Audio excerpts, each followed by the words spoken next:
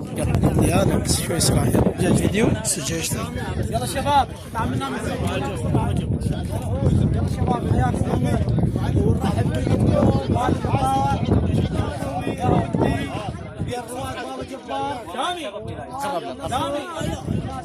سامي كابتن علي مجيد. وين علي مجيد الكابتن؟ موجود. علي مجيد صورة. احنا سعداء بالوجود بهالملعب، هذا الملعب القديم الجديد ملعب النصر، وسعداء باخواني لاعبي رواد النصر اللي هم الواعيبي وهم احبابي. حياكم الله واهلا وسهلا ومرحبا كابتن. تفضل ابو حسين. نعم حبيبي كلمه، هذا اللاعب الوحيد اللي معروف نصراوي ديراوي يعني بابا جبار شرشاوي على عمره شرشاوي ابو حسين كلمه وانت مشهور يعني بالكلمه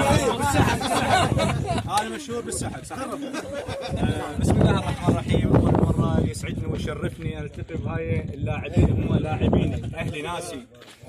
انا تربيت بهاي الارض، تربيت بهاي اللاعبين، تربيت هذول كلهم اخواني وليس لاعبين او رواد، هذول اخواني، احتفل كلهم اخواني. لان انا تربيه النصر، تربيه الشغام مثل ما يقولون، ترعرعت بهذا الفريق. وبعدين بعد ما شلنا احنا اهل، ماكو بين هذا وهذا، هذا الرواد والنصر وهذا، احنا كل احنا واحد. بس انا يسعدني ويشرفني من الله كفاني شر علي. حبيبي جميعا حياكم الله شباب.